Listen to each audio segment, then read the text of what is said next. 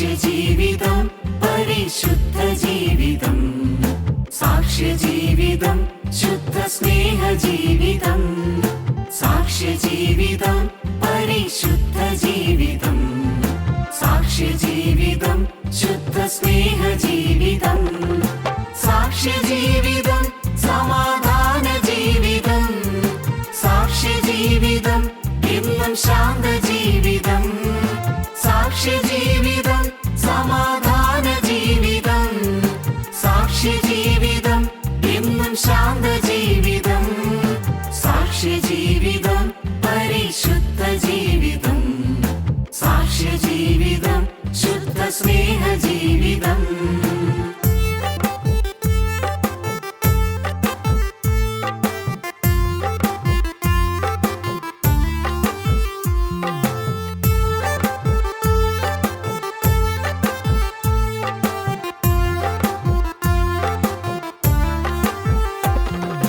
ക്രിസ്തുവിന്റെ മനസ്സറിഞ്ഞ ലളിത ജീവിതം, ക്രിസ്തുവിന്റെ ഹൃദയമാർന്ന സാക്ഷ്യജീവിതം, ക്രിസ്തുവിന്റെ മനസ്സറിഞ്ഞ ലളിത ജീവിതം, ക്രിസ്തുവിന്റെ ഹൃദയമാർന്ന സാക്ഷ്യജീവിതം, ക്രിസ്തുവിന്റെ പ്രതിഫലനമായ ജീവിതം, ക്രിസ്തുവിനു മഹത്വമേകും സാക്ഷ്യജീവിതം, ക്രിസ്തുവിന്റെ പ്രതിഫലനമായ ജീവിതം, ക്രിസ്തുവിനു മഹത്വമേകും സാക്ഷ്യജീവിതം, സാക്ഷ്യജീവിതം പരിശുദ്ധ ജീവിതം, സാക്ഷ്യജീവിതം ശുദ്ധ സ്നേഹജീവിതം.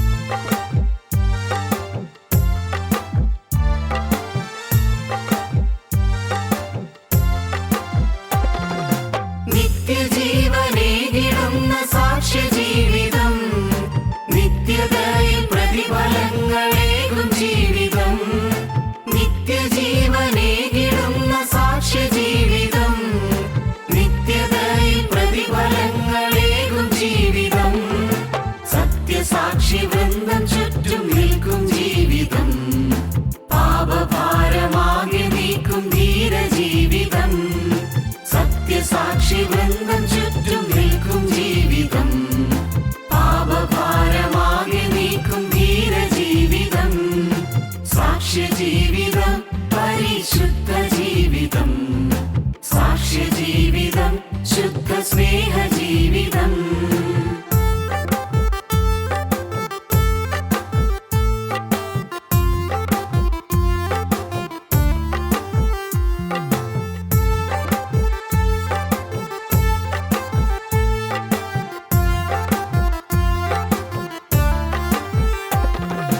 ക്രിസ്തുവിന്റെ തിരുനിണത്താൽ കഴുകും ജീവിതം, ക്രിസ്തുവിന്റെ ഛായ നേടും സാക്ഷ്യജീവിതം, ക്രിസ്തുവിന്റെ തിരുനിണത്താൽ കഴുകും ജീവിതം, ക്രിസ്തുവിന്റെ ഛായ നേടും സാക്ഷ്യജീവിതം, ക്രിസ്തുവിന്റെ വരവിനായി നോക്കി പാർത്തിടും പ്രത്യാശയേറും ജീവിതമേ സാക്ഷ്യജീവിതം, ക്രിസ്തുവിന്റെ വരവിനായി നോക്കി പാർത്തിടും പ്രത്യാശയേറും ജീവിതമേ സാക്ഷ്യജീവിതം, സാക്ഷ്യജീവിതം പരിശുദ്ധ ജീവിതം, സാക്ഷ്യജീവിതം ശുദ്ധ സ്നേഹജീവിതം, സാക്ഷ്യജീവിതം പരിശുദ്ധ ജീവിതം, സാക്ഷ്യജീവിതം ശുദ്ധ സ്നേഹജീവിതം, സാക്ഷ്യജീവിതം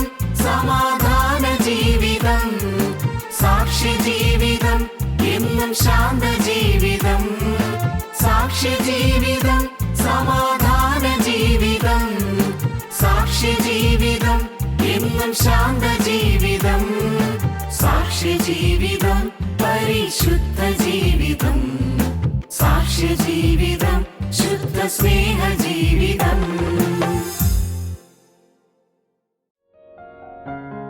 ഞങ്ങളും ക്രൂശിക്കപ്പെട്ട ക്രിസ്തുവിനെ പ്രസംഗിക്കുന്നു. ദൈവതിരുനാമത്തിൻ്റെ മഹത്വം ഉണ്ടാകട്ടെ. ലവോദിക്ക സഭയ്ക്കുള്ള ദൂത് നമുക്ക് വായിച്ചു കേൾക്കാം. 3-ാം അധ്യായം 14-ാം വാക്യം മുതൽ. ലവോദിക്കയിലെ സഭയുടെ ദൂതനെ എഴുതുക. വിശ്വസ്തനും സത്യവാനുമായ സാക്ഷിയായി ദൈവസൃഷ്ടിയുടെ ആരംഭമായ ആമേൻ എന്നുള്ളവൻ അരുളി ചെയ്യുന്നത്, ഞാൻ നിന്റെ പ്രവൃത്തി അറിയുന്നു. ഞാൻ നിന്റെ പ്രവൃത്തി അറിയുന്നു. നീ ഉഷ്ണവാനുമല്ല ശീതവാനുമല്ല. ഉഷ്ണവാനുമല്ല ശീതവാനുമല്ല. ശീതവാനോ ഉഷ്ണവാനോ ആയിരുന്നുവെങ്കിൽ കൊള്ളായിരുന്നു. ശീതവാനോ ഉഷ്ണവാനോ ആയിരുന്നെങ്കിൽ കൊള്ളാമായിരുന്നു.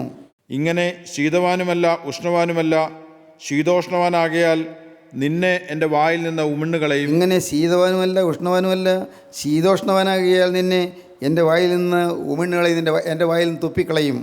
ഞാൻ ധനവാൻ സമ്പന്നനായിരിക്കുന്നു, എനിക്ക് ഒന്നിനും മുട്ടില്ല എന്ന് പറഞ്ഞുകൊണ്ട് നീ നിർഭാഗ്യനും അരിഷ്ടനും ദരിദ്രനും കുരുടനും നഗ്നനും എന്ന് അറിയാതിരിക്കയാൽ നീ സമ്പന്നനാകേണ്ടതിന് തീയിൽ ഊതിക്കഴിച്ച പൊന്നും നിന്റെ നഗ്നതയുടെ ലജ്ജ വെളിവാകാതെ വണ്ണം ധരിക്കേണ്ടതിന് വെള്ളയുടുപ്പും നിനക്ക് കാഴ്ച ലഭിക്കേണ്ടതിന് കണ്ണിലെഴുതുവാൻ ലേപവും എന്നോട് വിലയ്ക്ക് വാങ്ങുവാൻ ഞാൻ നിന്നോട് ബുദ്ധി പറയുന്നു. ഈ ലവോദിക്ക സഭ അതൊരു സമ്പന്നമായ സഭയായിരുന്നു. അവിടെ ഈ അനേകം രോഗങ്ങൾക്കുള്ള മരുന്ന് നൽകുമായിരുന്നു, മരുന്നുണ്ടായിരുന്നു. കണ്ണിലെഴുതുവാനുള്ള ലേപം ഉണ്ടായിരുന്നു. കണ്ണിലെഴുതുവാൻ ലേപം, കണ്ണിന് ഏതെങ്കിലും അസുഖം വരുമ്പോഴേക്കും എഴുതുവാനുള്ളതായ കണ്ണിൽ പുരട്ടാനുള്ളതായ ലേപനം അതുണ്ടായിരുന്നു. അവിടെ വളരെ നേർമയുള്ള വസ്ത്രങ്ങൾ ധാരാളം നെയ്തുണ്ടാക്കിയിരുന്നു. ധാരാളം വസ്ത്രങ്ങൾ നെയ്യുന്ന ആ ഒരു ദേശമായിരുന്നു ലവോദിക്ക. അത് അന്നത്തെ ഏറ്റവും ആഡംബര പ്രൗഢിയുള്ള വസ്ത്രങ്ങൾ ഉണ്ടാക്കുന്ന സ്ഥലമായിരുന്നു. അവിടെ അവർക്ക് ഒന്നിനും കുറവുണ്ടായിരുന്നില്ല. ധനമുണ്ടായിരുന്നു, സമ്പത്തുണ്ടായിരുന്നു. അതുകൊണ്ട് അവരിൽ തന്നെ ഒരു പ്രശംസ ഉണ്ടായിരുന്നു. മനുഷ്യൻ സ്വാഭാവികമാണ്, എല്ലാം ഉണ്ടെങ്കിൽ ഒരു പ്രശംസ വരും. അത് വരാതിരിക്കണമെങ്കിൽ ദൈവത്തിൻ്റെ കൃപയുള്ളതായ ആശ്രയം വേണം. അപ്പോൾ നിങ്ങൾക്ക് ഒരു പ്രയാസമില്ല, സ്കൂളിൽ പോകാൻ നേരത്ത് നിങ്ങൾക്ക് ആവശ്യമുള്ള പൈസ കിട്ടും, അല്ലാതെ നിങ്ങൾ പുസ്തകം ഏത് വേണോ അത് മേടിച്ച് തരും, നിങ്ങൾക്ക് വാഹന സൗകര്യം തരും, എല്ലാം തരും. നിങ്ങൾക്ക് എന്തെങ്കിലും മരുന്ന് വേണോ മരുന്ന് തക്ക സമയത്ത് തരും. നിങ്ങൾക്ക് കഷ്ടപ്പെടേണ്ടി വരുന്നില്ല, ബുദ്ധിമുട്ട് അനുഭവിക്കേണ്ടി വരുന്നില്ല. അനേകം കുടുംബങ്ങൾ അങ്ങനെയുണ്ട്, ബുദ്ധിമുട്ട് അനുഭവിക്കുന്നില്ല, ഭാരം അനുഭവിക്കുന്നില്ല, ഒരാകുലം അനുഭവിക്കുന്നില്ല. അപൂർവം ചില ഭവനങ്ങളിൽ ആകുലം അനുഭവിക്കുന്ന കുട്ടികളുണ്ട്. തക്ക സമയത്ത് ഫീസ് കൊടുക്കാൻ മാർഗ്ഗമില്ലാത്ത ആളുകളുണ്ട്, പരീക്ഷാ ഫീസ് കൊടുക്കാൻ മാർഗ്ഗമില്ലാത്തവരുണ്ട്. സ്വാഭാവികമായിട്ടും അതുകൊണ്ട് അനേകരുണ്ട്. എന്നാൽ പലരും ഇന്ന് സമ്പന്നരാണ്, ഒന്നിനും കുറവില്ലാത്തവരാണ്. പലരും ഇന്ന് സമ്പന്നരാണ്. ദൈവത്തിന് സ്തോത്രം.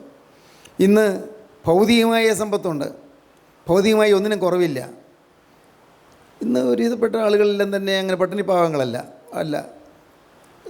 എല്ലാവർക്കും ജോലി കൂലി കിട്ടും, ശമ്പളം കിട്ടും, ഉപജീവനത്തിന് പഞ്ഞമില്ല. ഒരു കാലത്ത് അങ്ങനെ അല്ലായിരുന്നു. നമ്മുടെ ഈ നാട്ടിലൊക്കെ നല്ല ദാരിദ്ര്യം ഉണ്ടായിരുന്നു. പാവപ്പെട്ടവർ, ഭക്ഷണം അരി വയ്ക്കാൻ മാർഗ്ഗമില്ലാത്തവർ, അരി വയ്ക്കാൻ മാർഗ്ഗമില്ലാത്തതുകൊണ്ട് അരി കടം മേടിച്ച് അരി വെച്ചിരുന്നതായ കാലം പലർക്കും ഉണ്ട്. വളരെ കഷ്ടപ്പാട് ജീവിച്ച കാലമായിരുന്നു. ഇന്നങ്ങനെയല്ല. ഇന്ന് തൊഴിലുണ്ട്, തൊഴിലിന് നല്ല ശമ്പളമുണ്ട്, കൂലിയുണ്ട്, ഇന്ന് ജീവിക്കാൻ മാർഗ്ഗമുണ്ട്. എത്ര ദരിദ്രം വിചാരിക്കുന്ന ആൾക്ക് പോലും ഇന്ന് ദാരിദ്ര്യമില്ല, സുഖമായിട്ട് കഴിഞ്ഞുകൂടാനുള്ള മാർഗ്ഗങ്ങളുണ്ട്. അപൂർവം പേരില്ലെന്നല്ല ഞാൻ പറയുന്നത്. ദൈവത്തിന് സ്തോത്രം. ഈ ലവോദിക്ക സഭയ്ക്ക് പറ്റിയ അപകടം, ഞാൻ ധനവാൻ, ഞാൻ സമ്പന്നനായിരിക്കുന്നതാണ്. അവർക്ക് ധാരണ എങ്ങനെയാണ്? എനിക്കൊന്നിനും മുട്ടില്ല, ഒന്നിനും കുറവില്ല. എപ്പോഴും ഓർത്തുകൊള്ളണം, സമ്പന്നത ഒരു വലിയ നഷ്ടമാണ്. സ്തോത്രം. നമുക്ക് മനസ്സിലാകും അത്. ഒന്നിനും മുട്ടില്ലാതിരിക്കുന്നതായ അവസ്ഥ എന്ന് പറയുന്നത് വലിയ നഷ്ടമാണ്. ഒന്നിനും കുറവില്ല, ഒന്നിനും പോരായ്മയില്ല. ആവശ്യത്തിന് പണമുണ്ട്, ആവശ്യത്തിന് ആഹാരത്തിന് മാർഗ്ഗമുണ്ട്, ജീവിക്കാൻ നല്ല വീടുണ്ട്, നല്ല ചുറ്റുപാടുണ്ട്. ഇതൊക്കെ ഇങ്ങനെയുള്ളതായ ആ ഒരവസ്ഥ വരുന്നത് ഒരു വിധത്തിൽ പറഞ്ഞാൽ നഷ്ടമാണ്. എങ്ങനെ? ഒരു ആകുലമോ ഒരു വേവലാതിയോ ഒക്കെ ഉണ്ടെങ്കിൽ നാം ദൈവത്തെ വിളിച്ചു പോകും. ഒന്നിനും മുട്ടില്ലെങ്കിൽ ദൈവത്തെ വിളിക്കുകയില്ല. മനുഷ്യ സ്വഭാവമാണത്. ഏതെങ്കിലും തരത്തിൽ നമ്മുടെ മനസ്സിന് പ്രയാസം ഉണ്ടാക്കുന്ന കാര്യങ്ങളോ എന്തെങ്കിലും വേദനാ വിഷയങ്ങളോ ഒക്കെ ഉണ്ടെങ്കിൽ നാം ദൈവത്തെ വിളിക്കും. ഇതെല്ലാം കഴിഞ്ഞ ഒരു ദിവസം കടന്നു പോകണമല്ലോ. കടന്നു ചെല്ലുമ്പോൾ ദൈവസന്നിധിയിൽ ചെല്ലണമെങ്കിൽ ഇവിടെ നാം സമ്പന്നരായി ജീവിക്കാൻ പാടില്ല. ഞാൻ പണത്തിന് സമ്പന്നതയല്ല, ഇവിടെ ഒന്നിലും സമ്പന്നരായി ജീവിക്കാൻ പാടില്ല. എനിക്കെല്ലാം ഉണ്ടെന്നുള്ള മട്ടിൽ ജീവിക്കാൻ പാടില്ല. ഇന്ന് അനേകർ, ഞങ്ങൾക്ക് പള്ളിയുണ്ട്, ഞങ്ങൾക്ക് നല്ല തീർത്ഥാടനമുണ്ട്, ഞങ്ങൾക്ക് തീർത്ഥാടന കേന്ദ്രങ്ങളുണ്ട്, ഞങ്ങൾക്ക് നല്ല കബറിടങ്ങളുണ്ട്, വിശുദ്ധന്മാരുടെ കബറിടങ്ങളുണ്ട്, വിശുദ്ധന്മാരുണ്ട്, വിശുദ്ധന്മാരോട് മധ്യസ്ഥ വഹിക്കാൻ ഉള്ള മധ്യസ്ഥ പ്രാർത്ഥനകളുണ്ട്. എന്നിങ്ങനെയുള്ളതെല്ലാം ആശ്രയിച്ച് നിൽക്കുന്ന മതഭക്തിയുള്ള ആളുകൾ ധാരാളമുണ്ട്. പ്രിയപ്പെട്ടവരെ, ഇതൊന്നും നമുക്ക് ശാശ്വത ശാന്തി തരികയില്ല. നമുക്ക് ശാശ്വതമായൊരു ശാന്തി വേണമെങ്കിൽ നമുക്ക് എളിമ വരണം. എളിമ. ഇവിടെ എന്തെല്ലാം ഉണ്ടെങ്കിലും ഇതെല്ലാം പറന്നു പോകാൻ അധികം നേരമൊന്നുമില്ല. അധികം നേരമൊന്നും വേണ്ട. നല്ല ശമ്പളമുണ്ട്, നല്ല വരുമാനമുണ്ട്. പക്ഷേ സ്നേഹിത, നീ ഒരു രോഗിയായാൽ പിന്നെ എന്തു ചെയ്യും? രോഗിയായാൽ എല്ലാം ഉണ്ട്, ഒന്നും എനിക്ക് അനുഭവിക്കാൻ സാധിക്കുന്നില്ല. ദൈവത്തിന് സ്തോത്രം. ഒന്നിനും പഞ്ഞമില്ല. പക്ഷേ രോഗമുള്ളത് കൊണ്ട് എപ്പോഴും ആ രോഗത്തിൻ്റെ പ്രശ്നങ്ങളും പ്രയാസങ്ങളുമായി മനുഷ്യൻ വലിയുന്നു. ഇങ്ങനെ നാം ചിന്തിച്ച് നോക്കിയാൽ പൈസയുണ്ട് എന്നുള്ളതിൽ അത്ര ഒരു അഭിമാനിക്കാനൊന്നുമില്ല. പലരും അതിൽ അഭിമാനിക്കുന്നു. എന്നാലും പേടിക്കാനൊന്നുമില്ല എന്ന് വിചാരിക്കുന്നു. എന്നാലും എനിക്ക് പേടിക്കാനൊന്നുമില്ല. ദൈവത്തിന് സ്തോത്രം. മൂഢനായ ആ ധനവാൻ്റെ കാര്യം കർത്താവ് ഉപമയിൽ ലൂക്കോസ് 12 പറയുമ്പോൾ കർത്താവ് പറയുന്നുണ്ട്, അവൻ ഈ ധനവാൻ തന്നെത്താൻ പറയുകയാണ്, എനിക്ക് ഇനി പേടിക്കാനൊന്നുമില്ലല്ലോ, എനിക്ക് ഏറിയ നാളുകൾക്ക് മതിയായി അനവധി വസ്തുക്കൾ ഞാൻ സ്വരൂപിച്ച് വെച്ചിരിക്കുന്നല്ലോ. ഏറിയ ആണ്ടുകൾക്ക്, ഫോർ മെനി ഇയേഴ്സ്, ഏറിയ ആണ്ടുകൾക്ക് വേണ്ടിയുള്ള അനവധി വസ്തുക്കൾ ഞാൻ സ്വരൂപിച്ച് വെച്ചിരിക്കുന്നു. എനിക്ക് ആശ്വസിക്കാം, തിന്നാം, കുടിക്കാം, ആനന്ദിക്കാം. അങ്ങനെ അവൻ സന്തോഷിക്കുകയാണ്. കെടുതി വന്നാലൊന്നും സാരമില്ല. ഇനി 2, 3, 4, 5 വർഷത്തേക്ക് മഴയുടെ കെടുതി മൂലം ഒരു ധാന്യവും കിട്ടിയില്ലെങ്കിൽ സാരമില്ല. അല്ല, വെയിൽ കൊണ്ട് എല്ലാം ഉണങ്ങിപ്പോയാലും എനിക്ക് പേടിക്കാനില്ല. കാരണം ഞാനിവിടെ സംഭരിച്ച് വെച്ചിരിക്കുന്നു എല്ലാം. ഏറിയ ആണ്ടുകൾക്ക് മതിയായ അനവധി വസ്തുക്കൾ ഞാൻ സ്വരൂപിച്ച് വെച്ചിരിക്കുന്നു. അവൻ്റെ ഹൃദയത്തിൽ ഒരു അഹങ്കാരമാണ് വന്നത്. സത്യം, കാര്യം ശരിയാണ്, ഏറിയ ആണ്ടുകൾക്ക് മതിയായതാണ്. പക്ഷേ അവൻ്റെ ഹൃദയത്തിൽ അഹങ്കാരം വന്നു. എനിക്കുണ്ട് എന്നുള്ള അഹങ്കാരം. സഹോദരങ്ങളെ, ഉണ്ട് എന്നുള്ള അഹങ്കാരം വരുന്നത് വലിയ അപകടമാണ്. എൻ്റെ കർത്താവേ, നീ ഇല്ലെങ്കിൽ എനിക്ക് ഒന്നുമില്ല എന്ന് ചിന്തിക്കണം. എനിക്കൊരു ജോലിയുണ്ട്, നല്ല ശമ്പളമുണ്ട്, പക്ഷേ ഞാൻ കിടപ്പിലായാൽ എവിടെ പോകും? ഇത് ശമ്പളവും പോയി, ജോലിയും പോയി. ഞാൻ എഴുന്നേറ്റ് നീ നടത്തുന്നവിടെ ജോലിക്ക് ചെല്ലാൻ പറ്റാത്ത സ്ഥിതിയിലായി പോയാൽ എന്തു ചെയ്യും? ഇന്നല്ല വീടുണ്ട്, സൗകര്യമായി കിടക്കാനുള്ള സൗകര്യമുണ്ട്, എല്ലാം ഉണ്ട്. പക്ഷേ ഹോസ്പിറ്റലിൽ നടക്കാൻ പറ്റാത്ത വിധത്തിൽ നിന്നും ഹോസ്പിറ്റലിൽ ബെഡ് റിഡനായാൽ, ഹോസ്പിറ്റലിൽ കിടക്കയിൽ കിടക്കേണ്ടി വന്നാൽ എന്താ സ്ഥിതി? ഒന്നിലും നമുക്ക് പ്രശംസിക്കാനില്ല. ഇതൊരു വലിയ സത്യമാണിത്. ഒന്നിലും പ്രശംസിക്കരുത്. മക്കളിൽ പ്രശംസിക്കരുത്, ഭാര്യയിൽ പ്രശംസിക്കരുത്, ഭർത്താവിൽ പ്രശംസിക്കരുത്, സ്വത്തിൽ പ്രശംസിക്കരുത്, ഒന്നിലും പ്രശംസിക്കരുത്. അഹങ്കരിക്കാൻ ഒന്നുമില്ല. എല്ലാം നമ്മൾ വിട്ടുപോകാൻ നിമിഷങ്ങൾ മാത്രം മതി. ദൈവത്തിന് സ്തോത്രം. പണ്ട് പൂന്താനം നമ്പൂതിരി എന്ന് പറയുന്നൊരു കവി പാടി, 2-4 ദിനം കൊണ്ട് ഒരുത്തനെ തണ്ടിലേറ്റി നടത്തുന്നതും ഭവാൻ, മാളികമകളേറിയ മന്നൻ്റെ തോളിൽ മാറാപ്പ് കയറ്റുന്നതും ഭവാൻ, കണ്ടങ്ങിരിക്കും ജനത്തിനെ കണ്ടില്ലെന്ന് വരുത്തുന്നതും ഭവാൻ. ഒരു ജ്ഞാനപ്പാന എന്ന് പറയുന്ന ഒരു പുസ്തകത്തിൽ അത് എഴുതിയതാണ്. 2-4 ദിനം കൊണ്ടൊരുത്തനെ തണ്ടിലേറ്റി നടത്തുന്നതും ഭവാൻ, മാളികമുകളേറിയ മന്നൻ്റെ തോളിൽ മാറാപ്പ് കയറ്റുന്നതും ഭവാൻ, കണ്ടങ്ങിരിക്കും ജനത്തിനെ കണ്ടില്ലെന്ന് വരുത്തുന്നതും ഭവാൻ. എല്ലാം ദൈവമാണെന്നാണ്. എല്ലാം ദൈവമാണ്. ഭവാൻ ദൈവമാണ് എല്ലാം നിയന്ത്രിക്കുന്നത്. ഒരുത്തൻ പെട്ടെന്ന് ധനവാനായി തീർന്നു വരാം, ഒരുത്തൻ പെട്ടെന്ന് ദരിദ്രനായി തീർന്നു വരാം. പക്ഷെ ദൈവമാണെല്ലാം നീ നോക്കുന്നത്. അതുകൊണ്ട് ഒരിക്കലും നാം ഒന്നിലും പ്രശംസിച്ചു പോകരുത്. യാക്കോബ് പറയും 4-ാം അധ്യായത്തിൽ, ഇന്നോ നാളെയോ ഞങ്ങൾ ഇന്ന പട്ടണത്തിൽ പോയി അവിടെ ഒരാണ്ട് കഴിച്ച് വ്യാപാരം ചെയ്ത് ലാഭമുണ്ടാക്കും എന്ന് പറയുന്നവരെ കേൾപ്പിൻ. നാളത്തേത് നിങ്ങൾ അറിയുന്നില്ലല്ലോ. നിങ്ങളുടെ ജീവൻ എങ്ങനെയുള്ളത്? അല്പനേരത്തേക്ക് കാണുന്നതും പിന്നെ മറഞ്ഞു പോകുന്നതുമായ ആവിയല്ലോ. കർത്താവിന് ഇഷ്ടമുണ്ടെങ്കിൽ ഞങ്ങൾ ജീവിച്ചിരുന്ന് ഇന്നത് ചെയ്യുമെന്നല്ലയോ പറയേണ്ടത്? നിങ്ങളോ വമ്പ് പറഞ്ഞ് പ്രശംസിക്കുന്നു. ഈ വക പ്രശംസയെല്ലാം ദോഷമാകുന്നു. നന്മ ചെയ്യുവാനറിഞ്ഞിട്ടും ചെയ്യാത്തവന് അത് പാപം തന്നെ. ഇന്നോ നാളെയോ ഞങ്ങൾ ഇന്ന പട്ടണത്തിൽ പോയി വ്യാപാരം ചെയ്ത് ലാഭമുണ്ടാക്കും എന്ന് പറയുന്നവരെ കേൾപ്പീൻ. ഞങ്ങൾ ഇന്ന പട്ടണത്തിൽ പോയി അവിടെ ഒരാണ്ട് കഴിച്ച് വ്യാപാരം ചെയ്ത് ലാഭം ഉണ്ടാക്കും എന്ന് പറയുന്നവരെ കേൾപ്പീൻ. നാളത്തെ നിങ്ങൾ അറിയുന്നില്ലല്ലോ. ഇന്നത്തെ അറിയാം, പക്ഷെ നാളത്തെ എന്താണ് അറിയാൻ പാടില്ലല്ലോ. നാളത്തെ നിങ്ങൾ അറിയുന്നില്ലല്ലോ. നിങ്ങളുടെ ജീവൻ എങ്ങനെയുള്ളത്? അല്പനേരത്തേക്ക് കാണുന്നതും പിന്നെ മറഞ്ഞു പോകുന്നതുമായ ആവിയല്ലോ. ദൈവത്തിന് സ്തോത്രം. പ്രിയപ്പെട്ടവരെ, എത്ര പെട്ടെന്നാണ് എല്ലാം സംഭവിക്കുന്നത്. പെട്ടെന്ന് ഞാൻ നിങ്ങളോട് പറഞ്ഞിട്ടുണ്ട്, എനിക്കറിയാം. ഞാൻ ഒന്ന് ഓർക്കുന്നു മാത്രമേ ഉള്ളൂ. എൻ്റെ അപ്പന് 33 വയസ്സായിരുന്നു. അത്താഴമെല്ലാം കഴിഞ്ഞു ഉറങ്ങിക്കിടന്നു. അപ്പോഴാണ് എൻ്റെ അപ്പനെ വല്യപ്പമെന്ന് വിളിക്കുന്നത്. അപ്പന് നാടൻ തോക്കിൻ്റെ ലൈസൻസ് ഉണ്ടായിരുന്നു. അന്ന് ഈ പ്രദേശമെല്ലാം വനം പോലെയുള്ള സ്ഥലങ്ങളായതുകൊണ്ട് ധാരാളം മൊയിലും മറ്റുമുണ്ട്. അമ്മ നിർബന്ധിച്ചെന്ന് അമ്മ പറയുന്നത്, ഇന്ന് പോകണ്ട, ഇത്രയും രാത്രിയായില്ലേ, ഇന്ന് പോകണ്ട. പക്ഷേ വല്യപ്പൻ നിർബന്ധിച്ചാൽ പോകാതിരിക്കാൻ പറ്റുകയില്ല. വല്യപ്പന് അതുപോലെ വലിയ ബഹുമാനവും സ്നേഹവുമാണ്. അപ്പൻ വല്യപ്പൻ്റെ കൂടെ പോയി തോക്കും എടുത്തു. ഒരു ഏതാനും നിമിഷ നേരത്തെ കാര്യം. ഒരു മൊയിലിനെ വെടിവെച്ചു. അടുത്ത മൊയിലിനെ വെടിവെക്കാനായിട്ട് തോക്ക് നിറയ്ക്കാൻ തിരിച്ചു കുത്തി. അതൊരു പാമ്പിൻ്റെ മേലായിരുന്നു. എൻ്റെ അപ്പനെ പാമ്പ് കടിച്ചു. ഒരു പ്രതാപകാലമായിരുന്നു അന്ന്. അമ്മ പറയുന്നതാണ്, എനിക്കറിയാൻ പാടില്ലല്ലോ, ഞാനന്ന് കൊച്ചുകുട്ടിയല്ലേ. പ്രതാപകാലമായിരുന്നു. പൈസയുണ്ട്, ഒപ്പം നെല്ലുമുണ്ട്, പാടത്ത് കൃഷിയുണ്ട്. ഒരു നല്ല ഉയർന്നു വരുന്നൊരു കാര്യമായിരുന്നു. അപ്പൻ്റെ ഒരു ബിസിനസ് ഉണ്ടായിരുന്നു. ആ ബിസിനസ്സിന് വളർന്നു വരികയായിരുന്നു. നല്ല പെട്ടെന്നുണ്ടായൊരു കയറ്റമായിരുന്നു. പക്ഷേ എല്ലാം തകിടം മറിഞ്ഞല്ലോ ഒരൊറ്റ രാത്രി കൊണ്ട്. ഏതാനും മിനിറ്റുകൾ കൊണ്ട് എല്ലാം തകിടം മറിഞ്ഞല്ലോ. അമ്മ ഇതെല്ലാം ഓർത്ത് പറയുന്നത് കരയാറുണ്ട്. അന്ന് ഞാൻ പറഞ്ഞപ്പോൾ പോകാതെ നീ മതിയായിരുന്നു എന്നൊക്കെ അമ്മ പറഞ്ഞ് കരയും. പിന്നെ ദുഃഖിച്ചിട്ട് കാര്യമില്ല. സംഭവിക്കേണ്ടത് സംഭവിച്ചു. എന്ത് പെട്ടെന്നാണ് ഒരു വലിയ അധപ്പതനം ഈ ഭവനത്തിലുണ്ടായത്. എത്ര പെട്ടെന്നാണ് ഈ ഭവനത്തിൻ്റെ സ്ഥിതി ക്ഷയിച്ചു പോയത്. ആകെ മൂകത മുറ്റിയ ഒരു വീട്. അമ്മ പറയുന്നത് ഉറങ്ങിപ്പോയി, നമ്മുടെ വീട് ഉറങ്ങിപ്പോയി എന്നാണ്. ആരും അങ്ങനെ കയറി വരാനൊന്നുമില്ല, ആരുമില്ല. പിന്നെ വല്ലപ്പോഴും ഈ പാടത്ത് പണിയുള്ളതുകൊണ്ട് വേലക്കാരൊക്കെ കയറി വരുന്നതല്ലാതെ കയറി അങ്ങനെ ആരും വരുന്നൊന്നുമില്ല. ഏതാണ്ടൊരു വേദനയുടെ പ്രതീകമായി തീർന്ന ഒരു കാലമായിരുന്നു. ആ കാലങ്ങളൊന്നും എനിക്ക് അത്ര തന്നെ ഓർമ്മയില്ല. പക്ഷേ എനിക്ക് ഓർമ്മയുള്ളത് അമ്മ കരയുന്നത്, ഞാൻ കരയുന്നത്, എൻ്റെ പെങ്ങൾ കരയുന്നത് മാത്രം. കരയുകയായിരുന്നു, കരച്ചിലിൻ്റെ വീടായിരുന്നത്. ദൈവത്തിന് സ്തോത്രം. എത്ര പെട്ടെന്നാണ് എല്ലാം തകിടം മറിഞ്ഞത്, എത്ര പെട്ടെന്ന്. ഓർക്കൂ പ്രിയപ്പെട്ടവരെ, ഇന്നത്തെ പ്രതാപം മാറാൻ അധികം നേരമൊന്നും വേണ്ട. എല്ലാം ഉണ്ട്. ഒരു രോഗം, മാരകമായ രോഗം വന്നാൽ എന്തു ചെയ്യും? എല്ലാം ഉണ്ട്. എന്തെല്ലാം സഹായം ചെയ്യാനും ആളുണ്ട്. മാരകമായ രോഗം വന്നാൽ എന്തു ചെയ്യും? പിടിച്ചു നിർത്താൻ ആരെക്കൊണ്ട് സാധിക്കും? ഡോക്ടർമാരെ കാണാം, വേണമെങ്കിൽ ഹോസ്പിറ്റലിൽ പോകാം, ശരിയാണ്.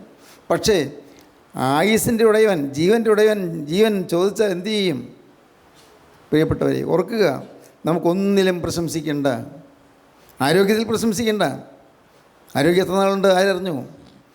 നമ്മുടെ കുടുംബത്തിൽ പ്രശംസിക്കേണ്ട, നമ്മുടെ വംശമഹിമയിൽ പ്രശംസിക്കേണ്ട, പാരമ്പര്യത്തിൽ പ്രശംസിക്കേണ്ട. ഇന്ന കുടുംബത്തിലെ ഇന്ന ആളുടെ ഇന്ന സ്ഥാനത്തുള്ള ആളാണ് ഞാൻ, ഇതൊക്കെ പറയുന്ന വലിയ വെട്ടിത്തം. എന്ത് പാരമ്പര്യം? ദൈവത്തിന് സ്തോത്രം. ഒരു പാരമ്പര്യത്തിലും പ്രശംസിക്കേണ്ട, ഒരു നിലവാരത്തിലും പ്രശംസിക്കേണ്ട, ഒന്നിലും പ്രശംസിക്കേണ്ട. പ്രശംസിക്കാനൊന്നു മാത്രം യേശു ക്രിസ്തുവിൽ പ്രശംസിക്കുക. സെൻറ്റ് പോൾ പറഞ്ഞില്ലേ, എനിക്കോ നമ്മുടെ കർത്താവായ യേശു ക്രിസ്തുവിലല്ലാതെ പ്രശംസിക്കാൻ ഇടവരരുത്. കർത്താവായ യേശു ക്രിസ്തുവിൻ്റെ കുരിശിലാണ് എൻ്റെ പ്രശംസ. കർത്താവായ യേശു ക്രിസ്തുവിൻ്റെ കുരിശിലാണ് പ്രശംസ. അതിൽ മാത്രമേ എനിക്ക് പ്രശംസയുള്ളൂ. സ്തോത്രം. സഹോദരങ്ങളെ, ഞാൻ നിങ്ങളുടെ ആശയോടെ പറയുകയാണ്, ഇന്നത്തെ എൻ്റെ മനോഭാവം കർത്താവിലേക്ക് പയ്യെ മാറ്റിക്കൊണ്ടിരിക്കുകയാണ്. എന്ന് ഞാൻ പറയുന്നില്ല, പറയാൻ എനിക്ക് ധൈര്യമില്ല. ഇന്ന് ഈ ലോകത്തിൻ്റെ ഏതെങ്കിലും പ്രതാപങ്ങളോ ഏതെങ്കിലും പ്രൗഢിയോ ഭാഗ്യവശാൽ എന്നെ തൊടാത്തതുപോലെ കർത്താവ് എന്നെ മാറ്റിക്കൊണ്ടിരിക്കുകയാണ്. ഇതെല്ലാം വെറും പൂജ്യമെന്ന് കർത്താവ് എനിക്കൊരു ബോധം തന്നിരിക്കുകയാണ്. എല്ലാം ദൈവത്തിന് സ്തോത്രം. കർത്താവ്, ഇന്ന് ഞാൻ എഴുന്നേറ്റിരുന്ന ഇതുപോലെ സംസാരിക്കുന്നു, നിങ്ങൾ ഓരോരുത്തർ വന്നിരുന്നത് കേൾക്കുന്നു. നാളെ നാം എവിടെ? ആർക്കറിയാം? നാളെ നമ്മുടെ പ്രതാപം എവിടെ? നമ്മുടെ ആരോഗ്യം എവിടെ? നമ്മുടെ ശക്തി എവിടെ? നമ്മുടെ സ്നേഹിതന്മാരെവിടെ? സ്നേഹിതന്മാരെല്ലാം നോക്കി നിൽക്കും. എനിക്കറിയാം. ഞാനിതൊക്കെ ധ്യാനിക്കും. ചിലപ്പോൾ കൂട്ടായ്മയിലുള്ള ദൈവമക്കൾ എല്ലാവരും വരും. യോഹന്നാൻ സാർ മരിച്ചുപോയി, അത് കാണണം, വരും. ഞാൻ കാണും. എന്ത് കാണും? എല്ലാവരും വന്ന് നിൽക്കുന്നത് കാണും. ഞാനെന്ന് പറയുന്ന മനുഷ്യൻ അപ്പുറത്തേക്ക് കടന്നു കഴിഞ്ഞു. ഈ ശരീരത്തേക്ക് പ്രവേശിക്കാൻ പറ്റുകയില്ല. ശരീരത്തേക്ക് കടന്നു വരാൻ പറ്റുമോ എന്ന് ഞാൻ നോക്കും. ഈ മരിച്ചു കഴിഞ്ഞ ആത്മാവ് വീണ്ടും ശരീരത്തിലേക്ക് പ്രവേശിക്കാൻ നോക്കുമെന്നാണ് പഠനങ്ങൾ തെളിയിച്ചിട്ടുള്ളത്. സാധിക്കില്ല. പിന്നെ ഈ ശരീരത്തേക്ക് പ്രവേശിക്കാൻ സാധിക്കുകയില്ല. എല്ലാവരും ഒന്ന് നിൽക്കും, ദുഃഖിക്കും, പലരും കരയും, ചിലർ ഏങ്ങലടികളോടെ നിൽക്കും, ചിലർ ഒരുപക്ഷേ 2 അനുശോചന വാക്കുകൾ പറഞ്ഞാലായി. ദൈവത്തിന് സ്തോത്രം. പ്രിയപ്പെട്ടവരെ, അങ്ങനെ സമയത്ത് ഞാൻ പ്രതീക്ഷിക്കുന്നുണ്ടെന്നാണ് ഈ പറയുന്നത്. ഞാൻ പ്രതീക്ഷിക്കുന്നു. ഹല്ലേലൂയ, ദൈവത്തിന് സ്തോത്രം. അങ്ങനെ സമയത്ത് ഞാൻ പ്രതീക്ഷിക്കുന്നുണ്ട്. ഞാൻ അവനെ കാണും. ദൈവത്തിന് സ്തോത്രം. എൻ്റെ കർത്താവിൻ്റെ കൃപയാൽ മരണത്തിൻ്റെ മുഖം നേരിട്ട് കണ്ടിട്ടാണല്ലോ ഞാൻ തിരിച്ചു പോകുന്നത്. കർത്താവ് എന്നെ തിരിച്ചു കൊണ്ടുവന്നു. ദൈവത്തിൻ്റെ കൃപ. മരണത്തെ മുഖാമുഖം കണ്ടു. എല്ലാം ഒന്നും ഓർക്കുന്നില്ല. അപ്പോഴത്തെ അനുഭവങ്ങൾ ഞാൻ ചെറുതൊക്കെയില്ല അന്ന് പിള്ളേരോട് പറഞ്ഞു. പിന്നീട് ഞാനത് മറന്നു. ചിലതെല്ലാം ഇപ്പോഴും ഓർമ്മയിലുണ്ട്, അന്നത്തെ അനുഭവങ്ങൾ. ഇങ്ങനെ പ്രയാസത്തോടെ കിടന്ന സമയത്ത് അപ്പോഴെല്ലാം എനിക്ക് വലിയ ആനന്ദമായിരുന്നു, വലിയ ആനന്ദം. ഇതുവരെ അനുഭവിച്ചിട്ടില്ലാത്ത വലിയൊരു സ്വർഗീയ സമാധാനം, സന്തോഷം. എന്തുകൊണ്ടോ കർത്താവ് അവിടുന്ന് ഈ ശരീരത്തിലേക്ക് ആത്മാവിനെ തന്ന് പിന്നെയും പുറത്തേക്ക് വിട്ടു, ഈ ഭൂമിയിലേക്ക് വിട്ടു. ഓരോ ദിവസവും വചനം പറയുമ്പോൾ ഞാൻ ചിന്തിക്കും, ഇത് ഒരുപക്ഷേ എൻ്റെ അവസാനത്തെ പ്രസംഗമായിരിക്കാം. ഇതൊരുപക്ഷേ ഞാൻ ഒടുവിലായി എൻ്റെ കർത്താവിൻ്റെ വചനം പറയുന്ന അവസരമായിരിക്കാം. ആകട്ടെ, എന്നാലും കർത്താവേ, മരണത്തിൻ്റെ അന്ത്യവിനാഴി വരെയും എനിക്ക് എൻ്റെ യേശുവിനെ നല്ലവനെന്ന് സാക്ഷിക്കണം. യേശു നല്ലവനെന്ന് സാക്ഷിക്കണം. യേശു ജീവിക്കുന്നതെന്ന് എനിക്ക് സാക്ഷിക്കണം. യേശു എല്ലാവരെയും സ്നേഹിക്കുന്നതെന്ന് എനിക്ക് സാക്ഷിക്കണം. യേശുവിന് ആരോടും പകയില്ല എന്ന് എനിക്ക് പറയണം. ആരെക്കുറിച്ച് യേശുവിന് ദ്വേഷമില്ല എന്ന് എനിക്ക് പറയണം. യേശു എല്ലാവരെയും സ്നേഹിക്കുന്നുണ്ട് എന്ന് എനിക്ക് പറയണം. മരണത്തിൻ്റെ അവസാന ശ്വാസം വരെയും കർത്താവേ, നാഥ, നിന്നെ സാക്ഷിച്ചുകൊണ്ട് ജീവിക്കാൻ, നിന്നെ സ്തുതിച്ചുകൊണ്ട് ജീവിപ്പാൻ ഭാഗ്യം തരണമെന്നുള്ളതാണ് എൻ്റെ പ്രാർത്ഥന. അതുകൊണ്ട് ഞാൻ മരിക്കാൻ പോകുന്നൊന്നുമല്ല പറഞ്ഞത്. അതോടെ പിന്നെ അറിയാമല്ലോ. കർത്താവിന് സ്തോത്രം. സഹോദരങ്ങളെ, നമുക്ക് ഓരോരുത്തർക്കും ഓർക്കാം, ഒന്നിലും പ്രശംസിക്കേണ്ട, ഒന്നിലും ആശ്രയിക്കുകയും വേണ്ട, ആരിലും ആശ്രയിക്കേണ്ട. ദൈവത്തിന് സ്തോത്രം. ഭാര്യയുണ്ട്, മക്കളുണ്ട്, ഭർത്താവുണ്ട്, സഹോദരങ്ങളുണ്ട്, മാതാപിതാക്കളുണ്ട്. ശരി, പക്ഷേ ആർക്കും ഒന്നും ചെയ്യാൻ സാധിക്കില്ലല്ലോ. എന്തെങ്കിലും ചെയ്യണമെന്ന് എല്ലാവർക്കും ആഗ്രഹമുണ്ട്. എന്ത് ചെയ്താൽ ഇയാളെ ഒന്ന് സമാധാനപ്പെടുത്താൻ പറ്റും, ഒരു ആശ്വാസം കൊടുക്കാൻ പറ്റും, ആഗ്രഹമുണ്ട്. പക്ഷെ സാധിക്കില്ല. ആർക്കും ഒന്നും ചെയ്യാൻ സാധിക്കുകയില്ല. അവിടെ എന്തെങ്കിലും ചെയ്യാൻ സാധിക്കുന്നത് കർത്താവായ യേശു ക്രിസ്തുവിന് മാത്രം. മരണത്തെ ജയിച്ച് ജയാളിയായി ജീവിക്കുന്ന കർത്താവായ യേശു ക്രിസ്തുവിന് മാത്രം. മരണത്തെ ജയിച്ച് ജീവിക്കുന്ന യേശുവുണ്ട്. മരണത്തിൻ്റെ എല്ലാ അധികാരത്തെയും ബന്ധിച്ച കർത്താവായ യേശു ക്രിസ്തുവുണ്ട്. പാതാളത്തിൻ്റെ ഓടമ്പലുകളെ തകർക്കുക മതിയായ യേശുവുണ്ട്. ഹല്ലേലൂയ, ദൈവത്തിന് സ്തോത്രം. നിത്യനായ ദൈവം, മരണത്തെ ജയിച്ച ദൈവം. ഹേ മരണമേ, നിൻ്റെ ദൈവം എവിടെ? ഹേ മരണമേ, നിൻ്റെ വിഷമുള്ള എവിടെ എന്ന് വെല്ലുവിളിക്കുന്ന ജീവനുള്ള ദൈവത്തിൻ്റെ മക്കളായി തീരുവാൻ കർത്താവ് നമ്മൾ വിളിച്ചിരിക്കുന്നു. സ്തോത്രം. പ്രിയപ്പെട്ടവരെ, ഓരോരുത്തർ കടന്നു പോകും. ഓരോരുത്തർ ഒന്നോർത്തുകൊള്ളണം, ഈ ഭൂമിയിൽ ജീവിക്കുന്ന കാലത്ത് വാതിക്കൽ ഒരാൾ നിൽക്കുന്നുണ്ട്, മുട്ടിക്കൊണ്ട് നിൽക്കുകയാണ്. ഇന്നും അതെ, ഇന്ന് നിങ്ങളുടെ ജീവിതത്തിൻ്റെ ഹൃദയത്തിൻ്റെ വാതിക്കൽ യേശു ക്രിസ്തു മുട്ടുകയാണ്. മോളെ, നീ ഇനിയും നിൻ്റെ ഹൃദയം എനിക്ക് തുറന്നു തരികയില്ലയോ? യൗവനക്കാരാ, നീ ഇനിയും നിൻ്റെ ഹൃദയം എനിക്ക് തുറന്നു തരുന്നില്ലയോ? സ്നേഹിത, ഇനിയും നിൻ്റെ ഹൃദയം തുറക്കാൻ നീ മടിക്കുന്നുവോ? നിൻ്റെ മൂടിക്കെട്ടിയ വാടി മൂടിയ നിൻ്റെ മ്ലാനതയേറിയ ജീവിതത്തെ പ്രസാദഭരിതമാക്കാൻ ഞാൻ വന്നിരിക്കുന്നത് നിനക്കറിയാമോ? നിനക്ക് ആശ്വാസം തരാനാണ് ഞാൻ വന്നിരിക്കുന്നത് നിനക്കറിയാമോ? സന്തോഷം പകരാനാണ് ഞാൻ വന്നിരിക്കുന്നത് നിനക്കറിയാമോ? നിൻ്റെ ജീവിതത്തിലെ ക്ലേശങ്ങൾ മാറ്റാനാണ് ഞാൻ വന്നിരിക്കുന്നത് നിനക്കറിയാമോ? സ്വർഗരാജ്യത്തിൻ്റെ അവകാശം നിനക്ക് തരുവാൻ, സ്വർഗീയനാക്കി നിന്നെ മാറ്റുവാൻ, ഈ ഭൂമിയിലെ മായക്കാഴ്ചകളെല്ലാം വിട്ട് സ്വർഗീയ ഉന്നതങ്ങളിലേക്ക് നിന്നെ പറപ്പിച്ചുകൊണ്ട് പോകുവാൻ, അതിനാണ് ഞാൻ വന്നിരിക്കുന്നത് നിനക്കറിയാമോ? യേശുവിത നിങ്ങളെ ഓരോരുത്തരെയും സമീപിക്കുന്നു. അവൻ തൃക്കരം നീട്ടി നിങ്ങളെ വാത്സല്യത്തോടെ തഴുകുന്നു. ഹൃദയവാതിക്കൽ മുട്ടിക്കൊണ്ടിരിക്കുന്നു. നിങ്ങൾ മനസ്സോടെ തുറന്നു കൊടുക്കണം. അകത്താണ് കുറ്റി, അകത്താണ് സാക്ഷ, അകത്താണ് മുറുക്കി ബന്ധിച്ചിരിക്കുന്നത്. ആ സാക്ഷ നീ മാറ്റണം, ആ കുറ്റി നീ മാറ്റണം. അതിന് നിൻ്റെ സ്വന്തം കാര്യമാണ്, വേറെ ആർക്കും ചെയ്യാൻ സാധിക്കുകയില്ല. നിൻ്റെ ഹൃദയത്തിൻ്റെ പൂട്ട് നീ തന്നെയാണ് തുറന്നു കൊടുക്കേണ്ടത്. അതാ വരണമേ, ഈ പാവിയായ എൻ്റെ ഹൃദയത്തിലേക്ക് വരണമേ. ഇത്രയും കാലം പലതിലും പ്രശംസിച്ചു പോയ എൻ്റെ ജീവിതത്തിലേക്ക് നീ ഇപ്പോൾ ഒന്ന് വരണമേ. ജീവിതത്തിൽ പലതും എൻ്റെ കർത്താവേ, ഞാൻ എൻ്റെ സ്വന്തം അഭിപ്രായത്തിൽ എനിക്ക് പ്രശംസാകരമായെന്ന് തോന്നിയത് അതെല്ലാം വിട്ട് ഞാനിതാ പോകുന്നല്ലോ. യേശുവേ, ഇപ്പോൾ തന്നെ നീ എൻ്റെ ഹൃദയത്തിലേക്ക് വരണമേ. എല്ലാം മാറും, എല്ലാവരും മാറും, എന്നാൽ മാറാത്ത യേശുവേ, നീ ഇപ്പോൾ എൻ്റെ ഹൃദയത്തിലേക്ക് വരണമേ. എൻ്റെ സഹോദരങ്ങളെ, നിങ്ങൾ പ്രാർത്ഥിക്കുമോ? യേശുവിൻ്റെ കരങ്ങളിലേക്ക് നിങ്ങളെങ്ങ് കൊടുക്കുമോ? യേശുവിനോട് നിങ്ങൾ വാക്ക് പറയുമോ? ഉടയവനെ, നീ എഴുന്നള്ളി വന്ന് ഈ ഹൃദയത്തിൽ നീ അധിരോഹണം ചെയ്യണമേ. എൻ്റെ ഹൃദയത്തിൽ നീ വാഴണമേ. എൻ്റെ ഹൃദയത്തെ നീ ഭരിക്കണമേ. എൻ്റെ ഹൃദയത്തിൽ നീ സിംഹാസനം ഇടണമേ. യേശുവേ, സ്ഥിരമായി നീ എന്നോട് ഇരിക്കണമേ. ഒരു കാലത്ത് എന്നിൽ നിറങ്ങിപ്പോകാതെ നാഥ നീ എൻ്റെ ഹൃദയത്തിൽ ഇരിക്കണമേ. നിന്നെ ശ്വാസം മുട്ടിക്കാതെ ഞാൻ നിന്നുകൊള്ളാം. നിന്നെ വേദനിപ്പിക്കാതെ ഞാൻ നിന്നുകൊള്ളാം. ഇനിയുള്ള കാലം നിന്നെ ദുഃഖിപ്പിക്കാതെ ഞാൻ നിന്നുകൊള്ളാം. ഇനിയുള്ള കാലം യേശുവേ നിന്നെ പ്രസാദിപ്പിച്ച് നിൻ്റെ ഹിതം നിവർത്തിക്കുന്നതിനായി ഞാൻ നിന്നുകൊള്ളാം. നിൻ്റെ ഇഷ്ടം നിവർത്തിക്കുക എന്നുള്ള ഒറ്റ കാര്യം മാത്രം ശ്രദ്ധിച്ചുകൊണ്ട് ഞാൻ നിന്നുകൊള്ളാം. നിൻ്റെ വേല ചെയ്യണമെന്നുള്ള ആഗ്രഹത്തോടെ ഞാൻ നിന്നുകൊള്ളാം. യേശുവേ, എനിക്ക് ഇനിയുള്ള ഈ നിസ്സാരമായ ആയുസ്, വളരെ ചുരുക്കമൊരായുസ്, വളരെ ചുരുങ്ങിയതായൊരു കാലം, അതുമാത്രമാണ് എൻ്റെ മുമ്പിലുള്ളത്. അതിതാ ഞാൻ നിൻ്റെ മുമ്പിലേക്ക് അടിയറ വയ്ക്കുന്നു. കർത്താവേ, ആ കുരിശിൻ ചുവട്ടിലേക്ക് ഇതാ ഞാൻ താഴ്ത്തി വയ്ക്കുന്നു. നാഥ, നീ എന്നൊന്ന് കടാക്ഷിക്കണമേ. എൻ്റെ നേരെ ഒന്ന് നോക്കണമേ. ഈ മഹാഭാവിയായ എന്നോട് നീ കരുണ തോന്നണമേ. കർത്താവേ, നല്ലവെന്ന് എനിക്ക് തന്നെ തോന്നിയ കാലം ഉണ്ടായിരുന്നു, മാറി. ഇപ്പോൾ എനിക്ക് തോന്നുന്നു ഞാൻ മഹാഭാവിയാണെന്ന്. അതുകൊണ്ട് ഞാൻ നിന്നോട് യാചിക്കുകയാണ്. എനിക്ക് യേശുവേ നിന്നെ വേണം. മഹാഭാവിയായ എന്നോട് കരുണ തോന്നണമേ. നീ കുരിശിൽ ചൊരിഞ്ഞ തിരുരക്തം ഒരു തുള്ളി ഇപ്പോൾ എൻ്റെ നേരെ ഒന്ന് തളിക്കണമേ കർത്താവേ. ഒരു തുള്ളി രക്തം എൻ്റെ മേലെ ഒന്ന് പതിയണമേ കർത്താവേ. ആ തിരുരക്തത്താൽ കഴിഞ്ഞ കാല പാപങ്ങളെ ക്ഷമിക്കുമെന്ന് ഞാൻ വിശ്വസിക്കുന്നു. ആ തിരുരക്തത്താൽ എല്ലാ പാപവും കഴുകപ്പെടുമെന്ന് ഞാൻ വിശ്വസിക്കുന്നു. യേശുവേ, എന്നെ തൊടണമേ. യേശുവേ, എന്നെ അനുഗ്രഹിക്കണമേ. യേശുവേ, എന്നോട് മനസ്സിലിയണമേ.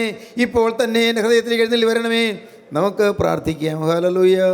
കാരുണ്യവാനേ, മഹാപരിശുദ്ധനായ ഞങ്ങളുടെ സ്വർഗീയ പിതാവേ, അനുഗ്രഹീത നിമിഷങ്ങൾക്കായി സ്തോത്രം. അപ്പോൾ നിൻ്റെ മക്കളെ അവിടെ നിന്ന് കാണുന്നതിനായി സ്തോത്രം. ഹൃദയം തകർന്നവരെ മുറി കിട്ടുവാൻ വന്നിരിക്കുന്ന നിത്യസ്നേഹമായ യേശുവേ, അവിടെ നിന്ന് ഇപ്പോൾ നിൻ്റെ മക്കളെ അനുഗ്രഹിക്കണമേ എന്ന് പ്രാർത്ഥിക്കുന്നു. എല്ലാവരെയും തൃപ്പാദത്തിൽ അണച്ച് ചേർത്ത് കണ്ണുനീര് തുടയ്ക്കണമേ, അനുഗ്രഹിക്കണമേ. യേശുവിൻ്റെ രണ്ടാമത്തെ വരവിന് വേണ്ടി എല്ലാവരെയും ഒരുക്കണമേ. യേശു ക്രിസ്തുവിൻ്റെ മഹത്വമേറിയ നാമത്തിൽ പ്രാർത്ഥിക്കുന്ന കൃപയോടെ കേൾക്കണമേ. ആമീൻ. ഹല്ലേലൂയ. ദൈവത്തിന് സ്തോത്രം.